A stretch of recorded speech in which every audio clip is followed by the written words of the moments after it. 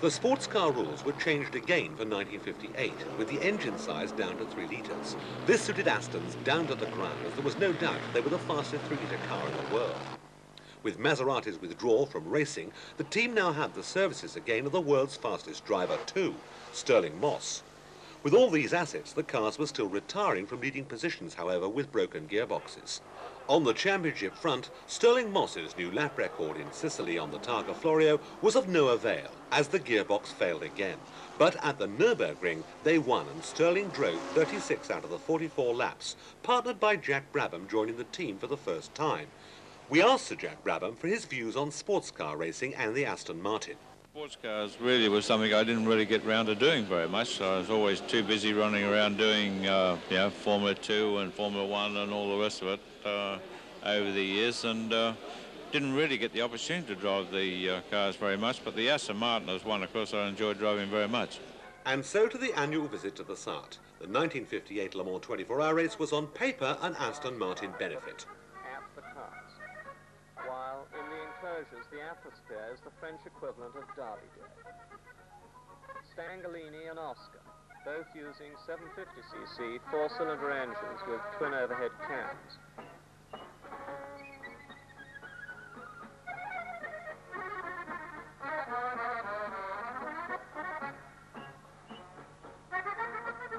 Panhard and DB, both basically using the same 750cc flat twin engine. Tajiro and Lotus, both using a single cam Climax engine, 1100cc for the Tajiro and 750cc for the Lotus. Number 38 Lotus uses a twin cam Climax engine of 1500cc. Alfa Giulietta with a 1300cc engine. A somewhat aged 2-litre Maserati.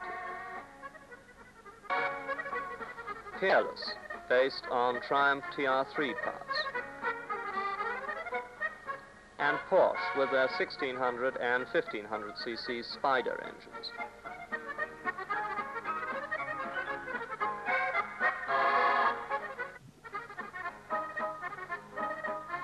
AC Bristol with a new space frame and disc brakes.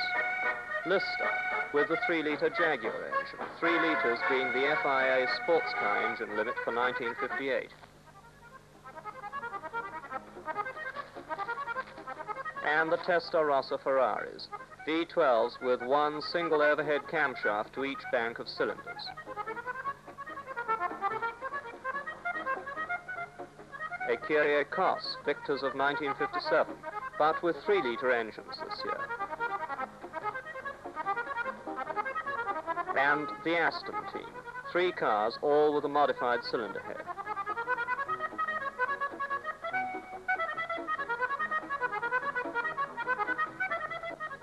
Lofty England of Jaguar and Reg Parnell talk things over.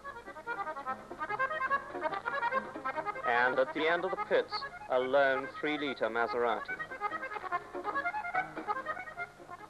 Trintignant, Moss and Bonnier are gathered together behind the pits.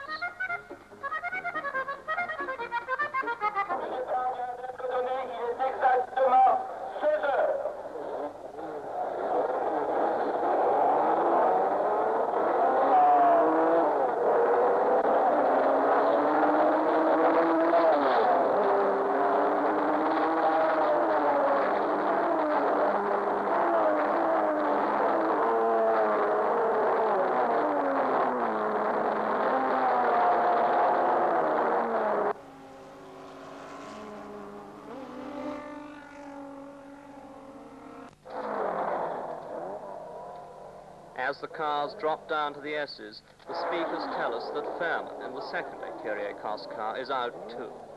Meanwhile, Moss and the 2 Ferraris of Von Trips and Hawthorne are out ahead by some 30 seconds. The crowd packs tight behind the rails, while in the enclosures along the road towards Tête Rouge, there is an air of calm.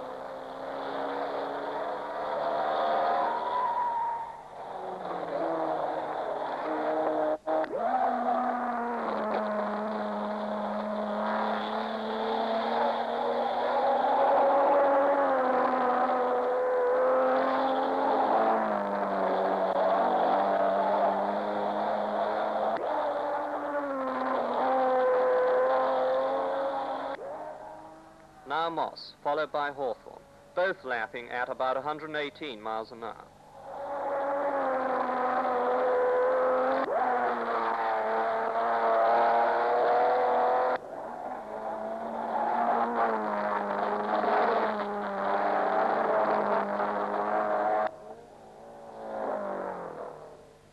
Moss passes again, and the first hour is over, the order being Moss, Hawthorn, Von Trips.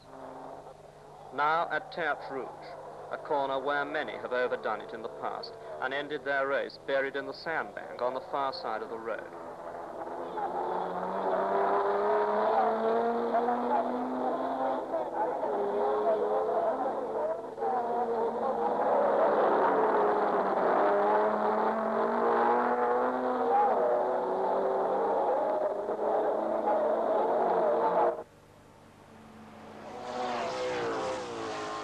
And now at the Essex, the majority of cars look remarkably steady.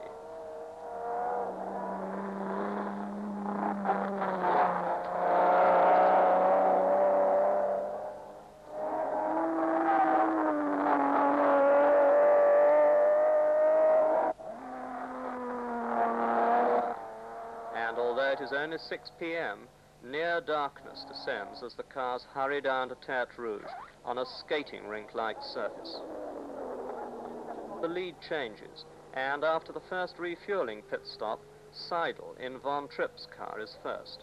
Hill in Jean de Bien's Ferrari is second. Trintignant in Brooks' Aston third. Collins in Hawthorn's Ferrari is fourth. Duncan Hamilton, driving his own Jaguar and apparently enjoying himself in the wet, is lying sixth. Collins lying fourth and lapping in the wet some 10 seconds faster than either of the two remaining Works Astons.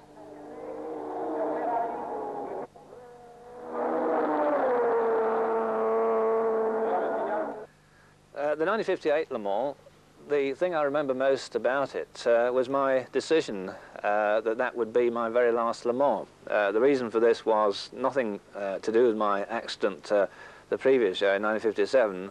It was just that once again, in the middle of the morning, this fateful 3 or 4 o'clock, I think it was, I think the race had been wet virtually the whole of the event to that point.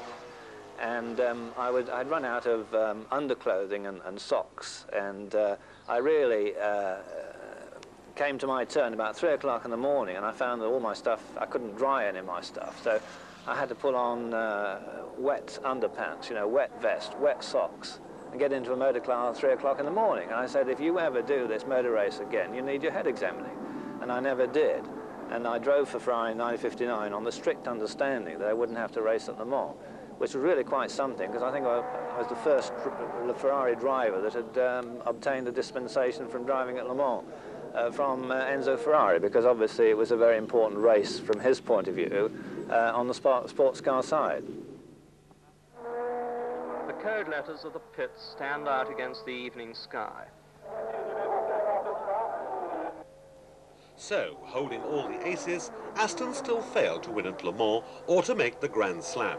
They finished first, second and third at Goodwood in the Tourist Trophy, but Ferrari won the championship. Within 12 months, however, Aston's would achieve that dream, but somehow by then victory and total domination had come to be expected, and the achievement would be a shallow anticlimax. Meanwhile, in the background, another plan was hatching.